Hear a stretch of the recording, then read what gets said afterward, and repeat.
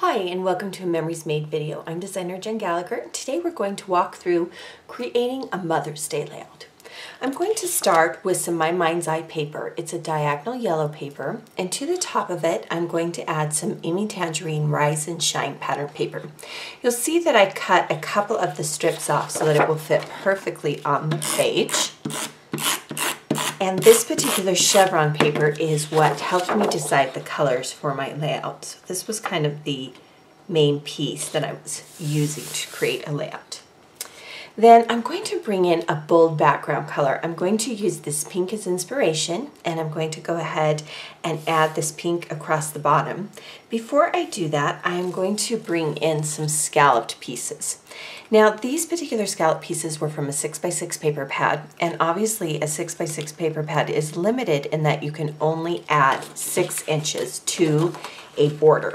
So what I do is, if I like the color and I like the pattern, I'll go ahead and use it. But what I'll do is create some layering with the borders so that they look and appear a little bit longer. But not only that, it creates a little bit of some dimension because the items are layered on the bottom. So this is just one technique. Just because you have paper that isn't long enough, perhaps it's scratch paper, just go ahead and use it. And I'm going to offset this one a little bit. So it just creates kind of this messy border rather, and it looks great. So don't be afraid to use papers that are a little bit smaller than what you had started with. Across the bottom here, I have pre-printed on a sheet of craft cardstock the journaling. And at the very bottom here, I have machine stitched across it. We're going to add this to the page, and then we're going to do some stamping on it. Now, I did pre-measure everything and pre-cut everything so that we could put it together quickly. Behind the stamping, I'm going to take, it's kind of a paper piercing pad, and it just gives me a little bit more give, especially when I have so many layers already on my page. And then I'm going to be using a fun stamp from Allie Edwards, and I will link you in the description of the video below to the products that I am using, and I will also have on my blog some suggestions for other products you might try. So we want to stamp with some Versamark ink a phrase that says nothing better. You want to press firmly so that you get just a little bit of additional dimension on your journaling block. So think about ways you can incorporate some of your phrase stamps into your projects. Here at the top, we're going to do some clustering. I have a doily that is from a Jelly Bean Soup ephemera pack. And 2 doilies come in these packs, and there are several different ones, so I'll be sure to link you to all of the ones you can choose. Then from the Rise and Shine collection that this paper came from, I have this beautiful tag, and all of these drawings are already on it. I'm going to take some bright fuchsia ribbon, and I'm going to bring it in from the back. And then we'll bring it forward.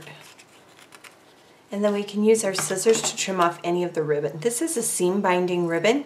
I got this particular ribbon on Etsy, but you could use any ribbon or trim that you have on hand. If you find you don't need all of the tag, since I already placed paper on the page, just cut part of it off, and no one's the wiser. Then from Chamel's beautiful new collection, I love this little ticket tag, and most of the collection did not match with the colors that I'm using today, but I did pull out this yellow tag because it did match. So look through your ephemera packs and see if there are pieces, even if the entire ephemera pack doesn't match, perhaps some of it does. Then to bring in some of that teal color, we'll add some paper clips. These are from Doodlebug Design, and they're little mini paper clips, and they're almost coated, so they slide on really well. So you get an idea of a cluster here. Now the next thing we're going to do is we're going to build a grid with some circles. So I'm going to use a large 3-inch circle punch and some white cardstock, and we're going to build out the grid. And you're going to need 6 of these circles. And we'll do 3 across and 3 down, and that will form all 3 circles. And then to that, we're going to add some die cutting, and I'll show you which die cut we're going to use today. So I have started using a lot more manual dies lately, and today I am using a Sizzix Big Shot machine. To use these thicker dies, we need a clear cutting plate, the die, and I don't know if you can see on camera, but these are butterflies.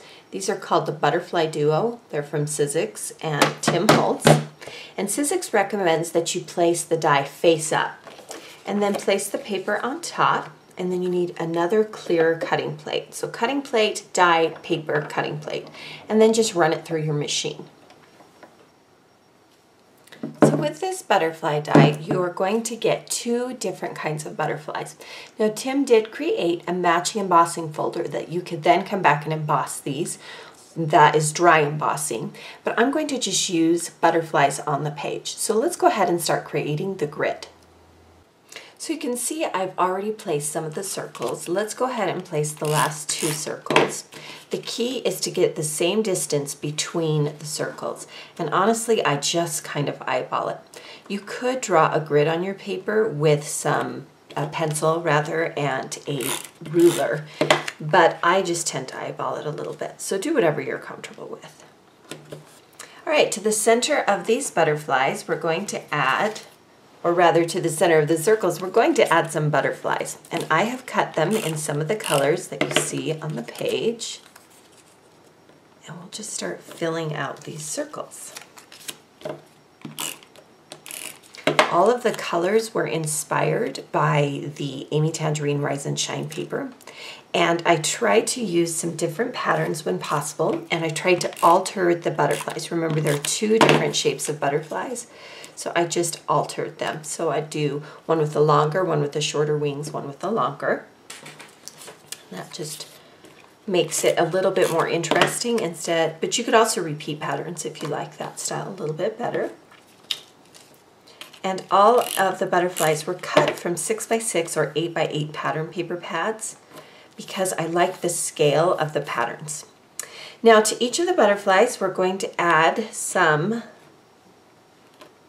buttons tied with twine, and you can see I've picked them in colors that match, and we're just going to use glue dots to adhere those.